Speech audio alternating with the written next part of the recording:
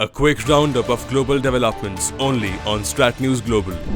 Norway, Ireland and Spain have announced they will recognize independent Palestinian state in the hope that this will help bring peace with Israel.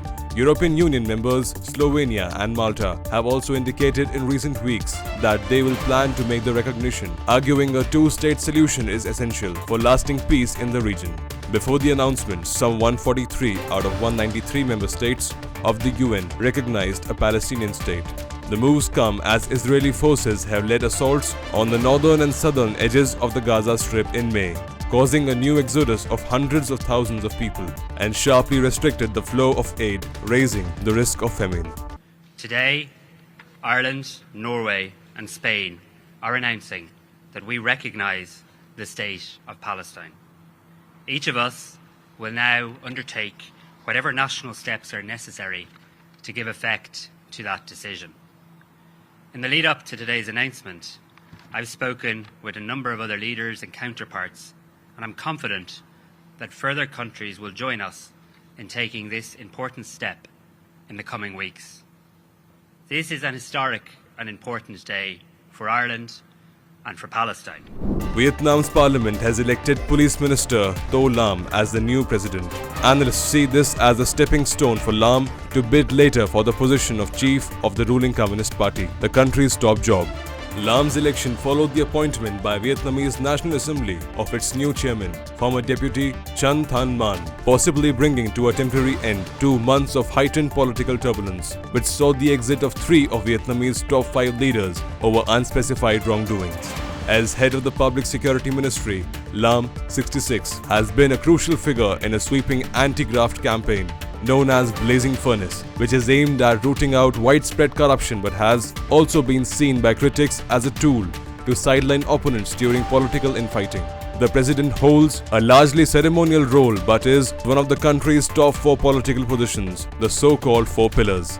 The others are the party chief, the prime minister and the parliament speaker. Iran's supreme leader Ayatollah Ali Khamenei has performed prayers in Tehran ahead of the funeral of President Ibrahim Raisi and his companions, who died in a helicopter crash near the Azerbaijan border on Sunday. Mourners wore black and held photos of the late president as they took part in the prayers. The death of the president came at a time of deepening crisis between the clergy leadership and society at large over issues from tightening social and political controls to economic hardship. Raisi's body was flown from Tabriz, the closest major city to the remote crash site, to Tehran airport before heading to the Shia holy city of Qom. From there, it was returned to the capital to lie at Tehran's Grand Mosalla Mosque before being transferred to his hometown of Mashhad in eastern Iran, where the burial will take place on Thursday. Fulton County District Attorney Fani Willis, known for her prominent role in the criminal investigation against former President Donald Trump and his associates, has secured a victory in the Democratic primary. Willis has been at the forefront of the effort to hold Trump accountable for alleged election interference. The case has kept her in the public eye and her office has had to deal with controversy. The lead prosecutor on the Trump's case, Nathan Wade, resigned in March following the disclosure of a past romantic relationship with Willis, a relationship Trump's lawyers have used to try to derail the case. Willis is now set to compete against Republican candidate Courtney Kramer in the upcoming November elections. At an election night watch party in Atlanta, Willis criticized Kramer as unqualified for the district attorney position, highlighting Kramer's lack of criminal case experience. My opponent is completely unqualified. Completely. She has less than 4 years of practicing law. She has never been in a criminal courtroom. But while she is inexperienced and unqualified and does not represent the values of my county, don't get confused. She is a real threat because of who backs her and how they back her.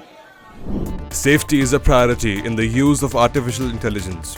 South Korean Prime Minister Han Duck-soo said at the opening of the AI Global Forum in Seoul on Wednesday. The one-day global forum is being held alongside the second AI Global Summit, which is a 2-day event. On the first day of the AI Summit, 16 companies at the forefront of developing AI pledged to develop the technology safely at a time when regulators are scrambling to keep up with rapid innovation and emerging risks.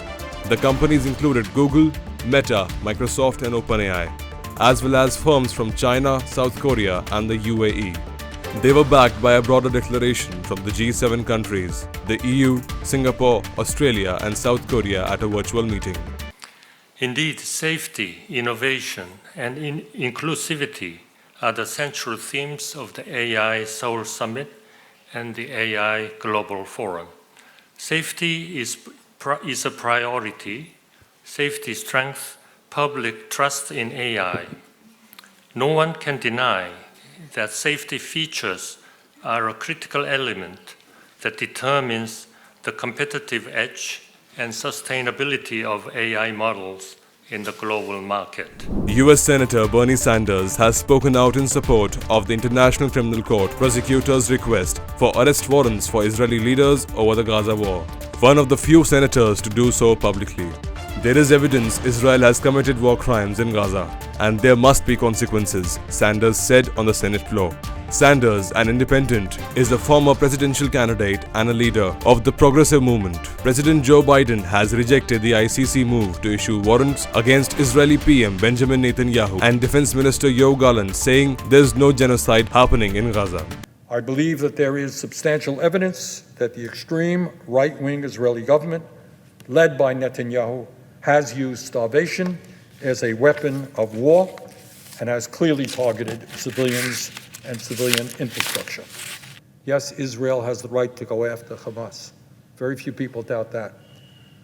But Netanyahu and his government do not have the right to wage an all-out war against the children, against the women, against the innocent people of Gaza. Former US President Donald Trump has opted not to testify in his criminal hush money trial, bringing his defense to a quick conclusion and clearing the way for jurors to begin deliberations next week. Trump had stoked speculations for weeks about whether he would take the stand to defend himself against charges of falsifying business records to cover up a hush money payment to porn star Stormy Daniels before the 2016 presidential elections. By testifying, he might have sought to personally convince a panel of 12 jurors and 6 alternatives that his aim was to protect his family from embarrassment, not bury a story about an alleged sexual encounter damaging to his political prospects. By testifying would have exposed him to probing questions from prosecutors, and he would have been at a risk of perjury if he lied under oath. In defiant and rambling testimony in a civil fraud trial last year, Trump was reprimanded by the judge and ultimately ordered to pay $355 million in penalties. A similar performance in this case could have alienated jurors. Portraits of North Korean leader Kim Jong-un have gone up, next to those of his father and grandfather, who previously ruled the country, according to a video aired on state-run television on Wednesday. The video showed Kim at the opening of a new school, training elite cadres for the ruling Workers' Party. Giant portraits of the 3 generations of leaders were seen decorating the facade of the structure. It was the first such display of the current leader's portrait, together with those of the state founder Kim Il-sung and Kim Jong-il, who succeeded him and ruled the country until his death in 2011. Inflation in Britain fell by less than expected in April, and a key core measure barely dropped, prompting investors to pull bets on a rate cut next month, which could have been boosted embattled Prime Minister Rishi Sunak before an election this year. Consumer prices rose by an annual 2.3% last month, down sharply since March, the Office of the National Statistics said. But the Bank of England, which has an inflation target of 2%, had forecast a bigger drop to 2.1%. Sunak, however, says inflation is back to normal. Well, thanks to everyone's hard work and resilience, today we reached a major milestone and inflation is back to normal. And that is an important moment for our country, for the economy, and shows that our plan is working. Now, whilst I know people are only just starting to feel the benefits and there is more work to do, I hope this gives people confidence that if we stick to the plan, there are brighter days ahead.